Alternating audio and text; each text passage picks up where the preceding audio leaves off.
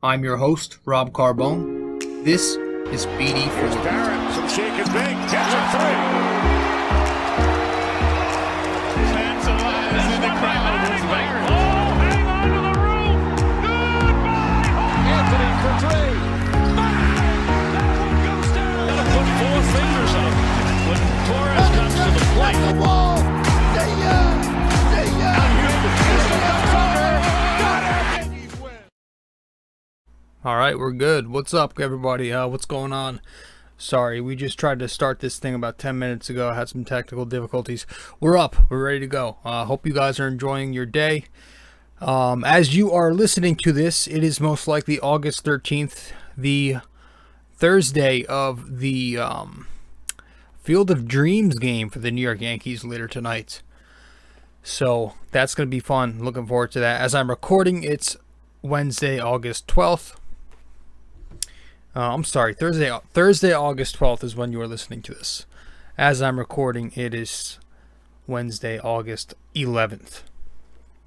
I just finished up setting up the podcast, but before that, I was watching the Yankees finish out that Royals series. So, hope you're all doing well. Hope everything's going good for you, and you know we're staying healthy and all that. So. 1 second here. Alright, we're all set. So, yeah, I don't know if there's too much to add to this little intro part of the show, but the Yankees pretty much just went in there and they took care of the series in Kansas City before they went back on a plane to Iowa, but obviously, that middle game was disappointing, but the two games outside that, the first and the third, were good, strong games by the Yankees. Well, we're going to get to that first one in a second, but before you guys do anything, be sure to subscribe to this podcast. If you haven't yet subbed to the show, be sure to do that right now. You can sub to BD4 on the many platforms that we are on. You can even watch the podcast. The video version is on YouTube, so you can do that. But you can also listen to us as well. If you want to listen to the show, we are on Apple Podcasts, Spotify. We are also on Google Podcasts, SoundCloud, Anchor, which is our sponsor, and many other platforms as well. Just make sure to subscribe to us on all those platforms.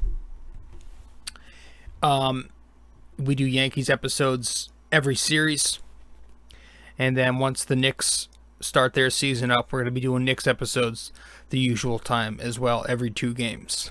I also write a blog on the Yankees and on the Knicks. The Yankees, we write it after every game, but this season I've been so busy. I've been doing most series recaps. And the Knicks, we do nightly recaps as well when they are in season. So the blog is called It's My Opinion. And then you can also follow me on social media, Facebook, Instagram, and Twitter. I'm trying not to go on Twitter anymore. Taking a mental break from that platform. Just because I'm like, when I'm watching the games, dude, I'm constantly finding myself tweeting about it and watching, and I hate going on 2 screens at once. That's one of my pet peeves, and that's why I took a break from Twitter. It was like last summer, towards the end of the year, last year, I took a big break from it because of that same reason.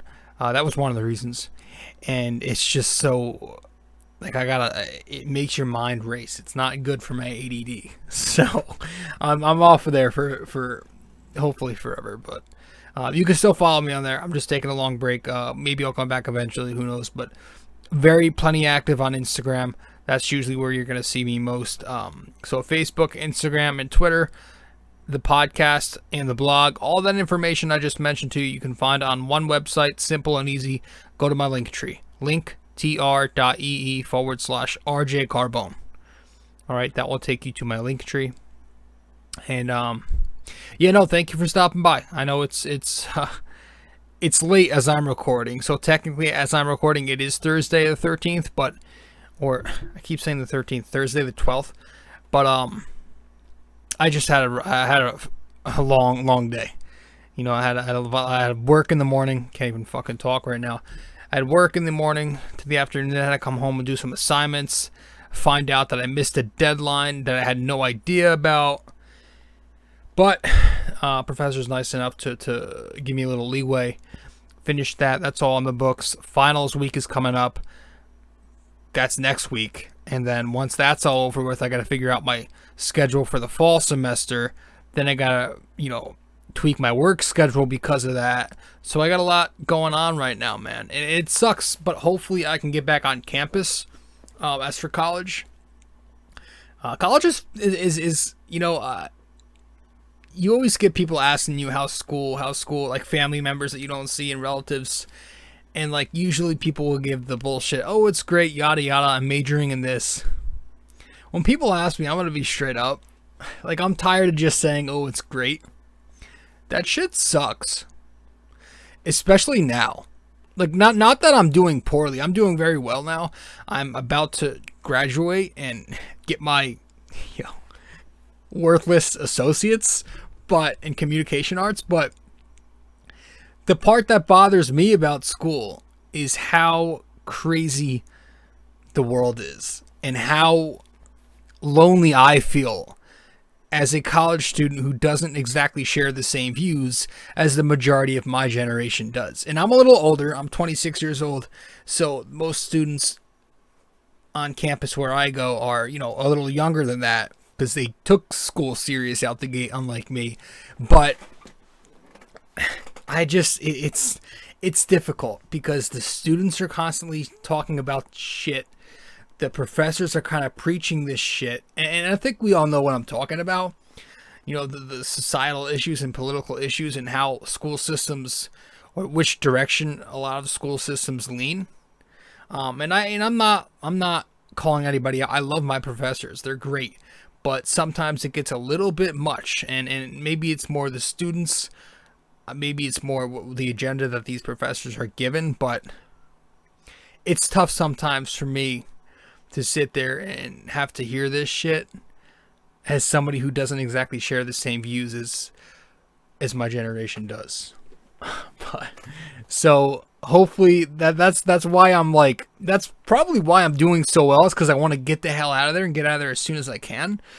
But yeah, right now I'm working on finishing my associates, and as soon as I get that, I'm gonna go on to the next one, get my bachelor's, and hopefully one day try to get my master's in something. But that's that. That's my life story. Let's get to the game. Let's get to the series, and we'll get to everything when we get back. Stay right with us. BRB. You are listening to RJ Carbone on BD4. If you haven't yet subscribed to this podcast, you can do that right now. BD4 is available on iTunes, Spotify, Google Podcasts, Anchor, and you can also watch it on YouTube. There are plenty of other platforms to find this podcast. All you have to do is go to linktr.ee/RJ Carbone. And that will take you to where you need to be. linktr.ee/RJ Carbone in order to subscribe to this podcast.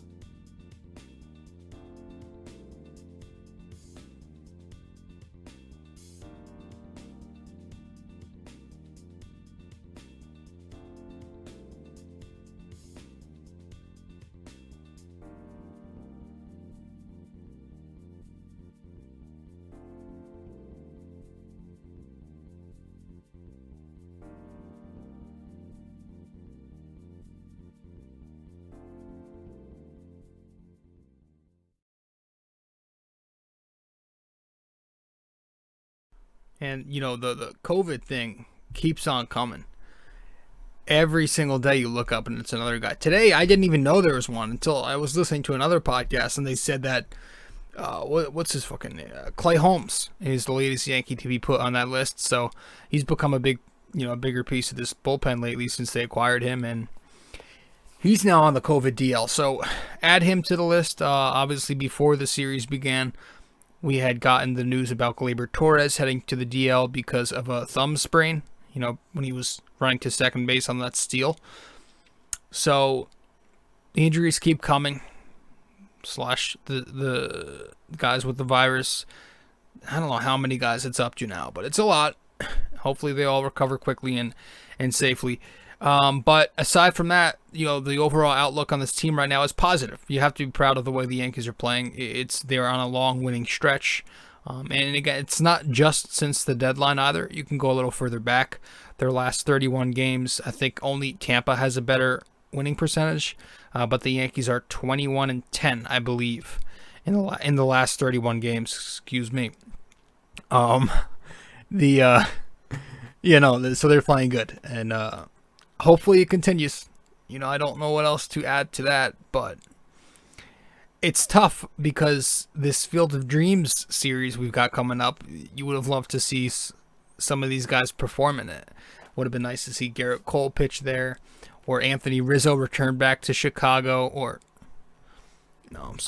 he's going to Iowa. But Anthony Rizzo, it would have been cool to see him play there, and some of these other guys who are on the list right now, but shit happens, and that's that. But as for this Kansas City series, let's get to this first game of the set. We'll recap it really quick, talk about everything after. All right, so this was a couple nights ago. This was that crazy 11-inning victory where the Yankees took it 8-6. You had at the start of this one, it was Jameson Taillon going up against Hernandez of Kansas City. It's a scoreless game. It's a pitcher's battle, pitcher's duel until the 7th inning. Top of the 7th comes. You got Luke Voit with the base hit to make it 1-0 Yankees. Bottom of the 7th, though, the Royals get a run back. A sacrifice fly off of Johnny Lasagna. It's a tie game at 1. Then you get to the top of the 8th. The Yankees answer back again. This time with 2 outs, 2 strikes. The go-ahead runner is on base. Judge gets a base hit, ties the game, or gives the Yankees the lead 2-1. Bottom of the 8th, though, KC comes back. Former friend of Boston, Benintendi, now with KC, gets the base hit off Chad Green to lock it up at 2. Top of the 9th, Luke Voit coming through with a huge home run. When he hit this home run, pushed it to 3-2 Yankees. You thought this was going to be the one to win the game. I was texting my buddy Ryan, who has him and his brother and one of their pals, I think, have their own podcast, which is huge. It's actually a legit podcast. It's big and everything. Not that they need me shouting them out, but if you want to go listen to it, with NYY Sports Talk, everybody knows who they are. They're big on Twitter and on social media. But I was texting Ryan and, telling him how Luke Voit, this may spark him. The Rizzo acquisition, the Rizzo deal may spark somebody like Luke Voit. And he actually brought up a good point. It could spark him, or it could do what it did in Game 3 against Seattle, which it could kind of, or Game 4, kind of do the opposite of that, So we'll see. But that happens. But then the bottom of the 9th, Britton cannot get the save. And this is one of 4 blown saves in the game for the Yankees, tying a major league record, or breaking. He lets up the RBI single to make it 3-3 tie ball game. Excuse me. Top of the 10th comes along. Higgy, the sac fly. Gardy, a single off of Richard Lovelady. Thank God we didn't lose to a guy named Lovelady. But instead we push up the lead to 5-3. Bottom of the 10th comes. Clay Holmes gives it right back. It's a 5-5 tie. Top of the 11th, DJ LeMahieu with a double to right field. Then you have Gardy with the infield single off somebody's,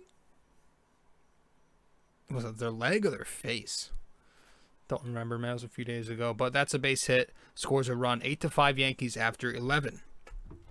And then the bottom of the 11th, the Royals do get 1 run off of Wandy Peralta, but doesn't matter. The Yankees get the 8-6 victory. So, yeah, good win. We blew 4 saves, but we still figure out a way to win this game. And you go back to it, and once again, a brilliant performance from Jameson Taillon. He goes 6 strong, 4 hits, 1 run, no earned runs, 2 walks, 4 strikeouts, 87 pitches. Would have liked to see him stretched out, but Lasagna comes in to face the top portion of the lineup. Couldn't get it done, but I'm not going to kill Boone for that. But he now owns a 3.82 ERA, and offensively, the Yankees go and grab 8 runs on 11 hits, 5 walks. They strike out 7 times, hit into 2 double plays, and go 7 for 17 with runners in scoring position. So it was a good offensive stat line for the Yankees there. You had Gardy, Judge, DJ, Wade, and Voit all with multi-hit performances. Voit with the homer, Gardy with 3 ribbies. So that was that. This was the game where Boone got tossed. There was that balk call on Johnny Lasagna, I think it was. Another one of those ticky-tack balks that doesn't have anything to do with deceiving a base runner. It was just one of those things where you have to look at the replay 5 times to actually recognize it. And, it had Cone going off again, as he usually does with these types of balk calls, rightly so. And other than that, good win. The judge, obviously there's that judge play at the plate, called out, not overturned because there was not enough evidence. But the Yankees did pick up the victory, again, 8-6. Game 2 of the series, when you move on to Game 2, it is this was the loss, the ugly 4-8 loss. You had Cortez going up against Lynch.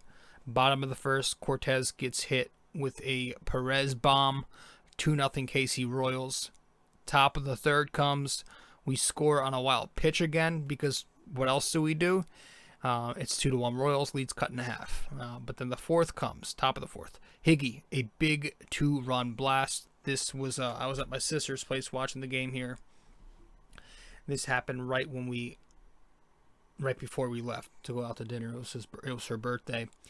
And Higgy gets the big 2-run blast. And every time I go over to my sister's to watch if we're doing something, I'll put the game on over there.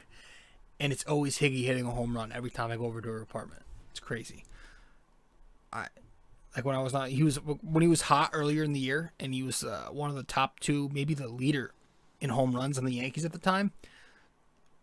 It was like most of those homers were while I was at her apartment. It's getting a little creepy. So I may have to keep going over there. Maybe he'll take the starting catcher spot. He's a guy I like to root for, man. I know he's a light hitter, but it's fun when he is performing well at the plate. Something about it. So he gets the big bomb in the fourth to make it 3-2 Yankees. But 5th inning comes. You've got Merrifield stealing third. Then Higgy, he had a tough defensive game. He overthrows, and then Merrifield ends up coming home. It's a tie game at 3. Top of the 6th comes. DJ with a single. Base hit makes it 4-3 Yankees. That was all for the Yankees, though. Bottom of the 6th, it kind of unravels a bit. Perez, another home run off Cortez. Ridings comes in. He struggles with his command. Dozier a double, and then makes it 5-4 Royals. Bottom of the 7th, Alberto a sack. Lopez a sack to squeeze it. 7-4 Royals. Bottom of the 8th, Nelson comes in and he's throwing balls again. Typical Nelson style. Then he gives up a run off a sack. 8-4 KC. So that was the final score. Cortez, not as great. He wasn't horrible, but he definitely wasn't as great as he's been. Not very crisp. It was a game you expected. A little bit of a regression outing for a guy who had a 215 entering this one. KC came out aggressive on him. They were swinging away. But he ends up going 5.2, so we gave them a little bit of length regardless. 7 hits, 5 runs, 4 earned. Not a walk, but 5 strikeouts and 2 homers allowed. Ridings, again, just kind of like Cortez. He's been so good lately that he had a bit of a regression outing. He was sitting 96. 1 second. But he, it was like kind of, he just got too much of the plate. He was just throwing it right down the pipe and no command. And he kind of got banged around a bit. He had the throwing error, so he ends up going 2/3 of an inning, 2 hits, 2 runs, 1 earned. Nelson came in after that. He now has 16 walks in his last dozen innings. So that's as bad as you can get. He doesn't throw strikes. he's got a lot of good stuff. He's got the power changeup and he's got the power fastball, but man, he can't throw strikes. Is it a mechanical issue? I don't know. They're going to have to work on him. Matt Blake and then everybody else is going to have to work with him in the offseason because he's a mess this year. Not the year for Nick Nelson. The bats go for 5 hits, 6 walks, 14 strikeouts, 1 for 5 scoring position. You had DJ, Stanton, Judge, Higgy, and Velasquez, 1 hit apiece, and that was about it. Higgy the homer, Higgy 2 RBIs. Defense had 4 errors. Higgy had 2 of them, Voit a fielding error, and then Ridings, like we said, that throwing error. But that was game 2. Game 3, the Yankees get this one earlier today. As you're listening to this yesterday, a 5-2 victory to finish out the series with a 2-3 or a 2 out of 3 victory. That makes sense.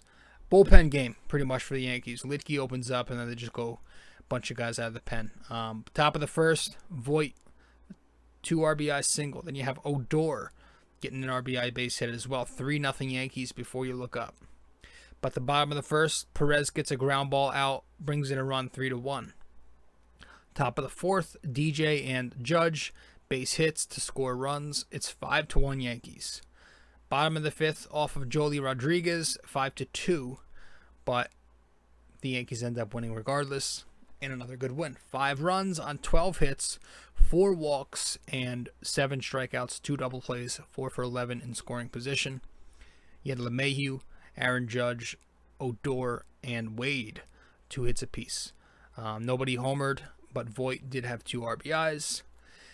And on the pitching side of things, Litke starts. He goes 2 innings, 1 run, 1 K. And then you have Abreu, Joely, Green, Lasagna, and Britton going 7 innings, 1 run, 8 Ks. And Green got the win. Green was throwing good. He was throwing a lot of curveballs. He mixed it up. He had 16 curves and then 15 fastballs. So he was mixing it up pretty well. And that was it. That was the series right there. That's your little recap of the series if you missed it. But it's really all I have to add. This is, it's going to be another episode where it's not going to go the full length.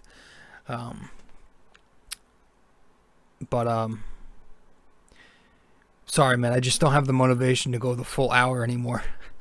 Nobody watches or listens to this thing, so it's hard to do all this work and edit. The longer it goes, the more I have to edit. So it's like, all right, I'm just going to cut it in half. We'll just do the 30-minute episodes instead. But if by chance there's any human being listening to this, thank you. Or watching, thank you. Jameson Taillon, I think he's one of the guys you look at right now and you say, wow, if he continues to pitch this brilliantly, when Severino comes back, or if Severino comes back, and you have yourselves a pretty solid rotation if everybody else holds their own. But I really don't know if they're going to milk Sevy or not. I'm expecting them to milk the guy. But as for Taillon, man, he continues to pitch gems. He's now got a 2.11 ERA in his last 10 starts. The team is 8-2 during those games. But in his last 7 starts, he's got a 1.25. And the team is 6-1 during those games. He's still pitching very similar to the way he's still pitching the way he has all year. He's throwing a lot of high heat, relying on that fastball, but it's just that it's working. He's not getting bit as much the third time around through the order. He's just pitching well, and now he's got an ERA down in the 380s after being all the way up to the high 5s earlier in the year. He's been pitching so well over the last month plus that his ERA has now become a respectable ERA. You can actually say that Jameson Taillon is having a good season for the Yankees, which is something I didn't ever think I'd say. But, the guy had 2 Tommy Johns, man. He was coming off 2 of those things, so I get it. Or coming off another one of those things. So I get it. Also, who had a good series was DJ LeMahieu, man. DJ has not had a ton of hot stretches, but right now he's on one of his hotter stretches of the year. He's heating up, hopefully. He was switched around a bit in the order this series. We saw him bat lower in the order, and it went well. He was 5 for 13. That's .385 batting average. He had some swings that looked very resemblant of the 2019 or 2020 DJ LeMahieu. And the power was there. That's one of the things he hasn't brought in all year is the power. But he hit a triple, he had a double, and he had a pair of RBIs. So the average now on the season for DJ is at 270. So if you get him batting, 290 by the end of the year, that would be great. I would take it. But yeah, I think he's key. He needs to get right in order for the Yankees to have a successful season. Right? He's key in getting them into the playoffs, and then if we're there, he's key in getting them deeper in. Because he's one of those guys who balance out the lineup in terms of making contact and spraying the ball around and hitting at a high volume, when a lot of other guys in this lineup, as we know, are very 3 true outcome guys. Tyler Wade even had a big series. I'll give him credit. He's got the batting average up to 253 on the year. He's making plays in the field. He's bunting. He's driving the ball some. He's stealing bases. He had 2 steals today. I don't care about matchups. I don't care about lefty-righty, righty-lefty. You got to play this kid. If he's going to hit well, play him. That's what you got to do. You got to ride the hot hand.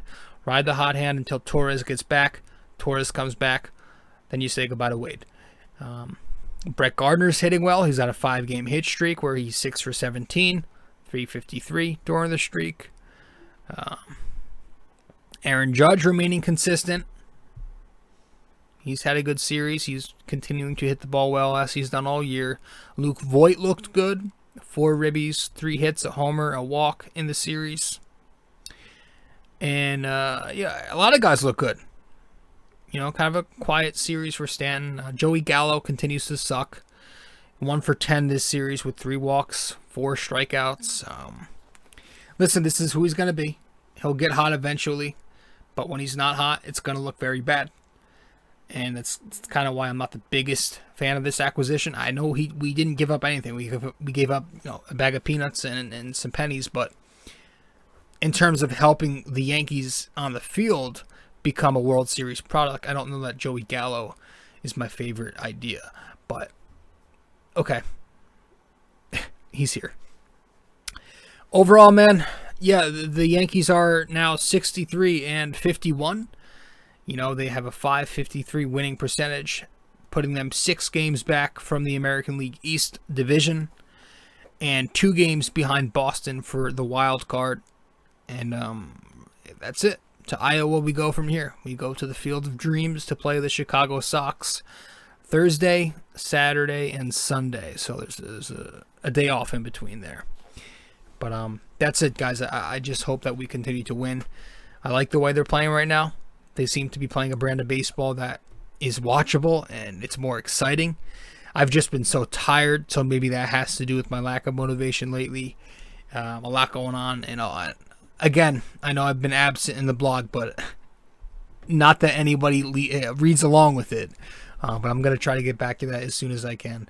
I've just been very tired and busy, and we'll see what happens. But hope you guys enjoy the rest of your night. We are going to break, but when we get back, we'll finish it off with the NYK question of the day. Stay with us. You can follow me on Facebook at r.j.carbone. You can follow me on Instagram at robjcarbone. And you can follow me on Twitter at nysportstalkrc. And if you want to follow along with the blog that I write, subscribe to It's My Opinion on nysportstalkrc.wordpress.com.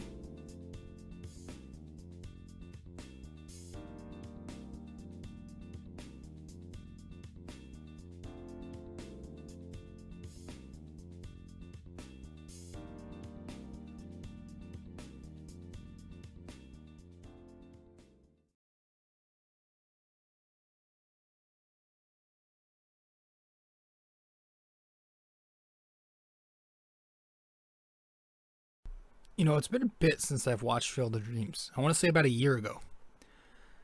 I don't remember a lot, to be honest with you. I do not remember a ton about the movie. I just know it was very, what's the word for it? Not cozy, but a very, I really don't know the word for it. You know what I mean, though? It's like a homey feeling. some kind of vibe it gives you. It's like a warm, like, it's just very soothing and calm, I guess. But it was a cool movie. I got to rewatch it. I don't remember a ton. But, yeah, last time out. Now, this is episode 272 of BD4.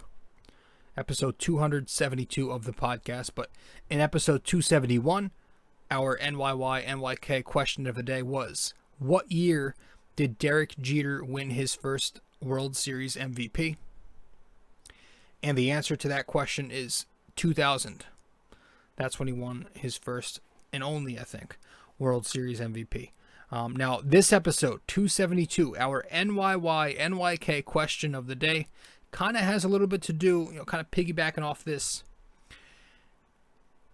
The year before Derek Jeter won his World Series MVP in 2000, which other Yankee won it in 1999? All right, so when they won the series in 99, who was the World Series MVP for the Yankees? Jeter was 2000. Who won it in 99? So give me the answer. You can message me the answer on Facebook, Instagram, or Twitter, or comment the answer once I publish the promo to this podcast. And again, if you're going to answer the question, preferably on Facebook or Instagram. I'm not trying not to go on Twitter as much. So one of those platforms, just let me know, and I'll give you a shout out in the next podcast. Guys, thanks for tuning in. If you did, thanks for listening and watching. And if you haven't yet, subscribe to this podcast, BD4, where there's no better way to get your Yankees and Knicks analysis. And I think that's all I've got. Hope you guys have a wonderful, blessed rest of the week. And yeah, man, thank you for tuning in. That's all I've got. I'll see you next time. Ciao.